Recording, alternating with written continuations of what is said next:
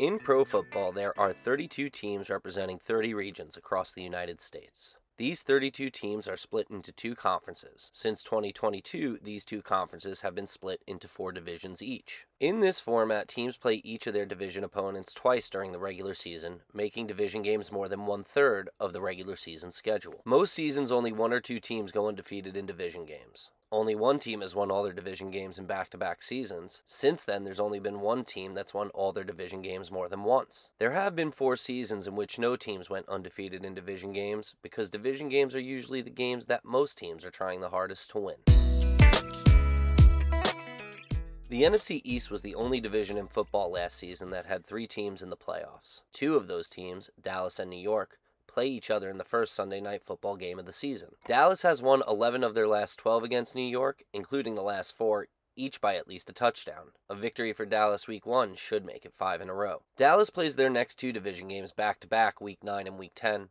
I'm expecting them to lose the first game in Philadelphia before making it 6 in a row over New York. Even though Washington finished the 2022 regular season with the worst record in their division, they were not the team in the NFC East with the worst division record. Washington gave NFC champion Philadelphia their first loss last season, week 10, in a huge upset on Monday Night Football. Washington returns to Philly this season, week 4, and I don't think Philadelphia will let them steal another victory. Washington plays their next 4 division games over a 6-week span between Week 7 and Week 12. In Episode 1, we pick Washington to split their back-to-back division games in November, winning Week 11 against New York and losing Week 12 to Dallas. Right now, I'm picking Washington to split their back-to-back division games in October as well, winning Week 7 at New York before losing Week 8 against Philadelphia. Philadelphia plays 3 division games in the final 5 weeks of the regular season, including 2 with New York in the last 3 weeks. I'm picking Philadelphia to win Week 16, then lose Week 18 as they rest players ahead of the playoffs. Before their Week 14 game at Dallas, Philadelphia will play the most difficult 3-game sequence that any team will play all season. Dallas will have extra time to prepare for this division game at home, their 3rd consecutive game at home, and it should make the difference in a Dallas victory. For the first time since 1991, the best quarterback in the NFC North isn't named Rodgers or Favre. Jordan Love's first season as a starting quarterback in Green Bay will begin with his first career start at Chicago. Green Bay has dominated Chicago for over a decade, and it would be disastrous for Love to lose Week 1. That's why I expect Green Bay to do whatever they need to do to pull out a win to start the season,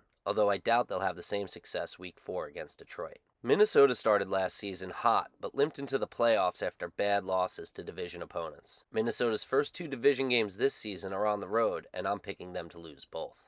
The next month, Chicago plays back-to-back division games on the road Week 11 and Week 12, and I'm picking them to lose both.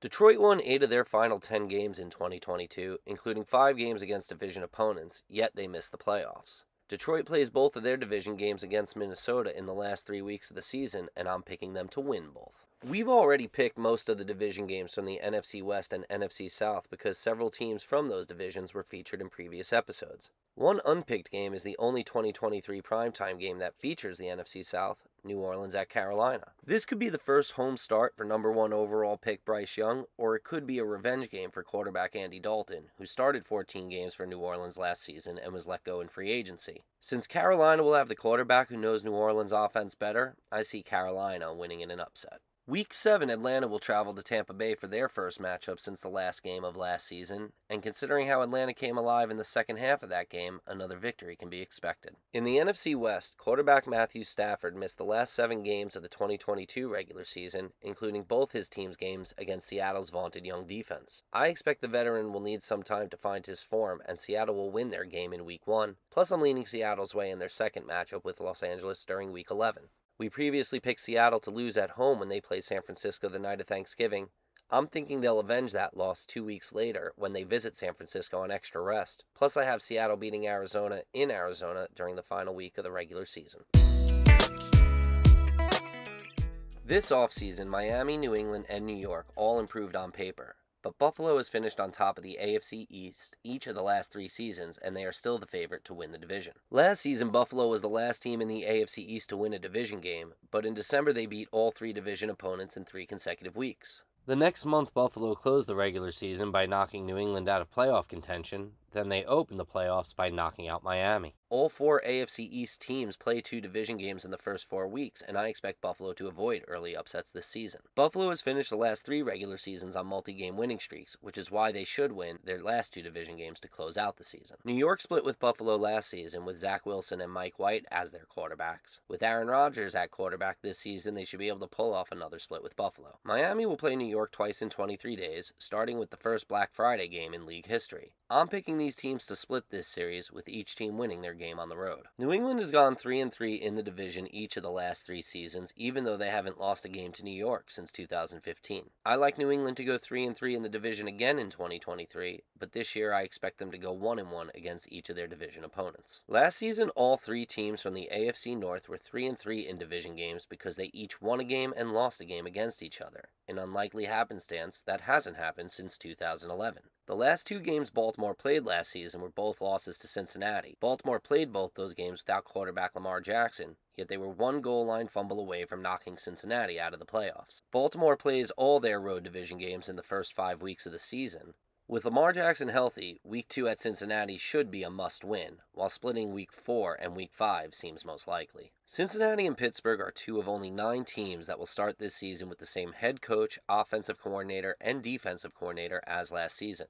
Cleveland plays Cincinnati and Pittsburgh in their first 2 games with new defensive coordinator Jim Schwartz, and I expect there to be some growing pains early on.